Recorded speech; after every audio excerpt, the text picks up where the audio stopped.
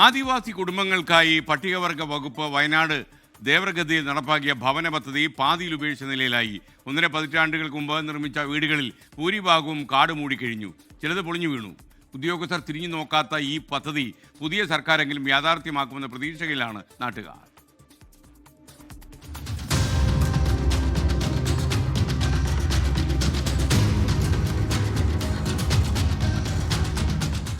പാമ്പുകൾക്ക് മാളമുണ്ട്, പറവകൾക്ക് ആകാശമുണ്ട്, മനുഷ്യപുത്രന് തലചായ്ക്കാൻ മണ്ണിലിടമില്ല.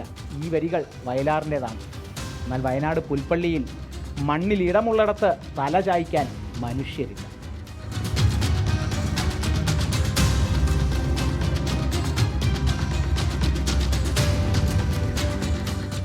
ദേവർഗദ്ദയിലെ ഈ വീടുകളിൽ കഴിഞ്ഞ 1.5 പതിറ്റാണ്ടായി അനക്കമില്ല.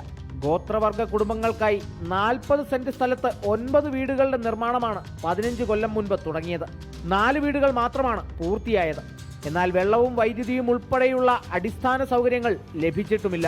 ഒരു കുടുംബം 2 മാസത്തോളം സ്ഥലത്ത് താമസം തുടങ്ങിയെങ്കിലും അടിസ്ഥാന സൗകര്യങ്ങളുടെ ലഭ്യതയില്ലാത്തതിനാൽ കുടിയൊഴിഞ്ഞു. ഈ 4 വീട് കംപ്ലീറ്റ് ചെയ്തതിൽ ബാക്കി ഒരു വീട്ടിലാണ് താമസക്കാർ വന്നത്. അത് തന്നെ 2 മാസം നിന്നപ്പോഴേക്ക് അവർക്ക് വെള്ള പ്രശ്നങ്ങൾ, കറണ്ട് പ്രശ്നങ്ങൾ, അങ്ങനെ ഒന്നുമില്ല. ഒരു വീട് ഒരു സ്ട്രക്ചർ ഉണ്ടാക്കി വെച്ചു എന്നല്ലാതെ വേറെ അവിടുത്തെ അടിസ്ഥാന സൗകര്യം കൊടുത്തില്ല. ഇത് ഇത്രയും ഒരു പൊതുമുതൽ നശിപ്പിച്ച് കളയുന്ന വെച്ചാൽ നമുക്ക് ഭയങ്കര വിഷമമുണ്ട്. നിർമ്മാണം പാതി വഴിയിൽ നിലച്ച ചില കെട്ടിടങ്ങളുടെ മേൽക്കൂര ഇളകിയ നിലയിലാണ്. അനാഥമായ കട്ടിളകൾ മോഷണ വസ്തുവായി. ആ സമയത്തുള്ള താമസവും സഞ്ചാരം, എന്തെങ്കിലും തരത്തിലുള്ള ബുദ്ധിമുട്ടുകൾ നാട്ടിൽ എപ്പോഴും ഇതിലെ സ്ട്രീറ്റ് ലൈറ്റ് പോലും ഇല്ല. ഡിപ്പാർട്ട്മെൻറ്റ് നേരിട്ട് ഈ കാടുകളിൽ വെട്ടിത്തെളിക്കാനുള്ള ഒരു സംവിധാനം ഉണ്ടാക്കുക. അപ്പോൾ ഈ വന്യജീവി ശല്യമെങ്കിലും ഒഴിവായി കിട്ടും. പിന്നെ ആരെങ്കിലും പെട്ടെന്ന് പോവുക വരിക ചെയ്ത് നമുക്ക് മനസ്സിലാവും.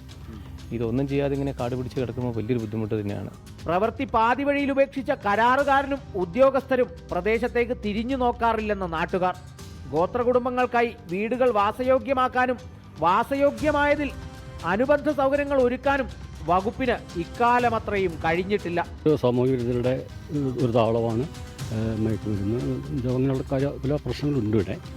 അതായത് വൃത്തിയാക്കിയിടാൻ പലപ്പോഴും നമ്മൾ പഞ്ചായത്തോട് ആവശ്യപ്പെട്ട് ഇതുവരെ നടന്നിട്ടില്ല. പിന്നെ ഞങ്ങളത് പൊതുവെ ആവശ്യപ്പെടുന്നത് വെച്ചാൽ ഇത് മറ്റെന്തെങ്കിലും സ്കീമിലേക്ക് മാറ്റി ഇവിടെ ജനവാസ കേന്ദ്രമാക്കി മാറ്റുക.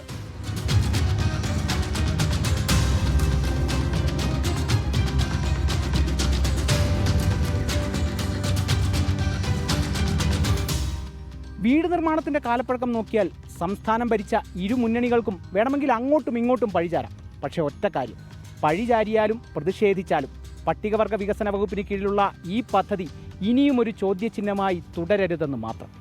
ക്യാമറാമാൻ മനു ദാമോദരനൊപ്പം കാളിദാസൻ ദേവദത്തം, 24 വയനാട്.